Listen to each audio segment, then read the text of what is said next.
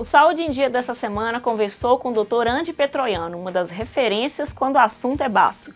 E ele é tão interessado nesse tema que chegou a escrever um poema sobre o órgão, você acredita? Pois é, a Noélia conta mais um pouquinho pra gente no Conexão Saúde. Ei pessoal, o assunto de hoje é um pouco inusitado para a maioria das pessoas. O baço é tão complexo que acabou despertando o fascínio do cirurgião Andy Petroiano, que a Tassiane citou agora mesmo. Antes de vocês assistirem a entrevista dele, vale a pena também contar um pouquinho da sua história. Andy nasceu na Romênia. Por motivos políticos, a família se mudou para a Áustria, depois Itália e, por fim, conseguiram vir para o Brasil, especificamente Belo Horizonte. Passando dificuldades, Andy estudava e trabalhava ao mesmo tempo para ajudar os pais. Depois de se formar no ensino médio, passou no vestibular para medicina na Universidade Federal de Minas Gerais. Enquanto se tornava médico durante o dia, também fazia filosofia na UFMG no período noturno e dava aulas em escolas da cidade. Fez residência no Hospital das Clínicas da própria instituição. Hoje ele é pós-doutor em cirurgia geral e especialista em várias áreas do corpo humano. Já recebeu mais de 100 prêmios mundo afora por atividades médicas e científicas. Em 1979, Andy começou a pesquisar sobre o baço e foi pioneiro na elaboração de um procedimento cirúrgico envolvendo o órgão. Publicou 2 livros que hoje são grandes referências para pesquisadores. E também escreveu o capítulo baço no maior livro de anatomia do mundo, o Gray's Anatomy. De tão apaixonado pelo assunto, ele criou um poema, e eu vou citar a primeira estrofe para vocês. Nosso corpo, esse poema dividido em estrofes de realidade e magia, tem entre seus versos, quase despercebido, um órgão sublime, singular sinfonia. Composta por dons de enigmático sentido, reunidos em uma perfeita harmonia, formando a estrutura isenta de espaço, que por falta de brilho tem nome de baço. Atualmente, Andy Petroiano é cirurgião, escritor, pesquisador e professor da UFMG. Se você quiser ler o poema na íntegra, pode acessar nossas redes, nós vamos postar lá. Um abraço! Há mais de 3.000 anos, referências sobre a retirada do baço aparecem na história por motivos interessantes. Conta-se que os gregos removiam o órgão dos atletas para melhorar seu desempenho nas Olimpíadas. Já os romanos usavam esse artifício para aumentar a força dos soldados nas batalhas. E o restante da história você confere com o Dr. Andy Petroiano.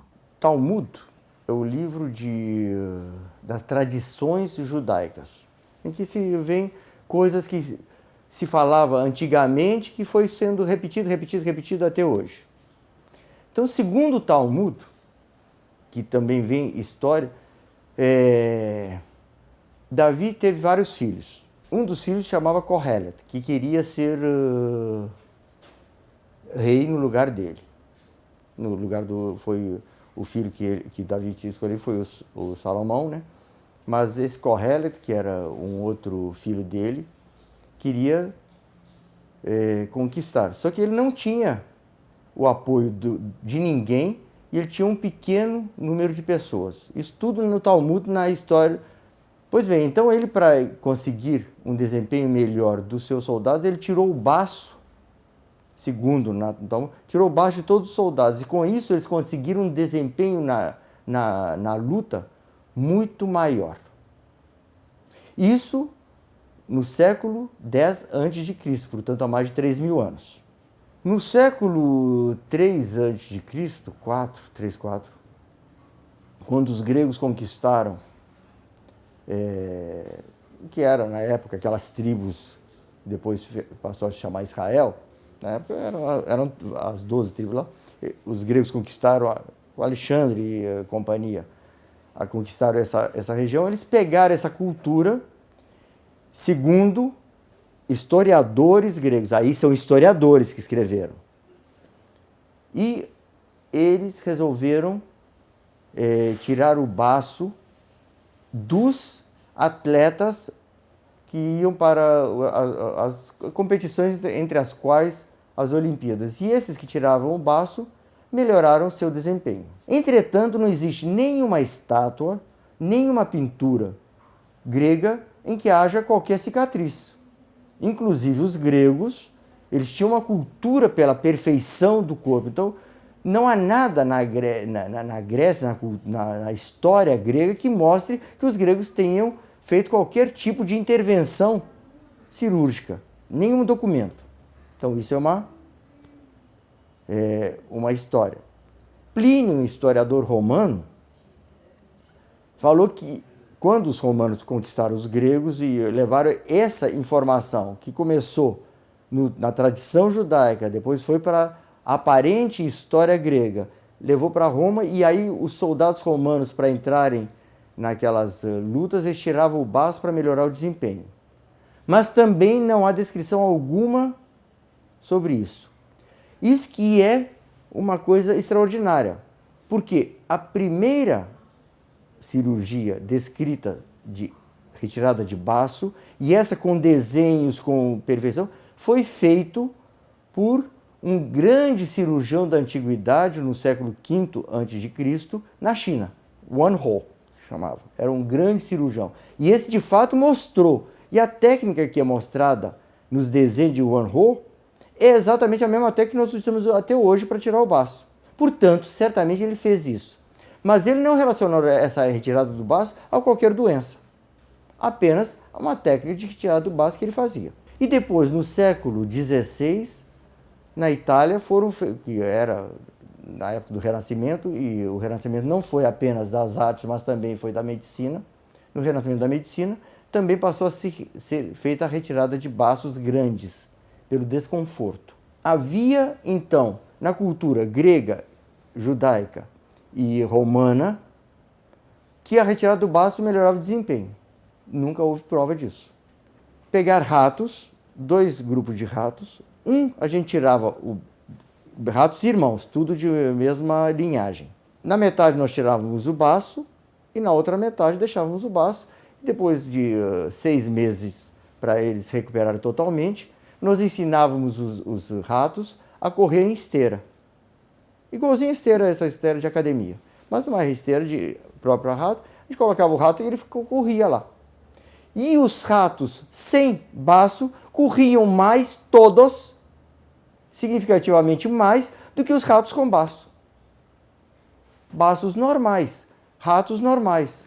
De onde que aqueles da antiguidade, que muito provavelmente jamais fizeram uma retirada de baço, é apenas uma tradição, porque não existe documento algum que tenha mostrado isso, relacionaram a retirada do baço que eles não fizeram com o melhor do desempenho físico, tanto de atletas quanto de guerreiros. Isso é um mistério completo. Não se fala que a Bíblia é cheia de mistérios? Não é só a Bíblia, a história também é cheia de mistérios. Então esse é um mistério. Mas é uma verdade. Como também tem esses programas, a Bíblia tinha razão. Nós não conseguimos entender por que a retirada do baço poderia melhorar o desempenho. Se fosse um baço grande, digamos daquelas pessoas que têm uma doença, que o baço está grande, claro que uma pessoa com um baço de 8 quilos é impossível ela correr. É claro que esse baço, se você tirar, vai melhorar o desempenho. Mas nós tiramos de ratos normais, baços normais. Então, onde que está a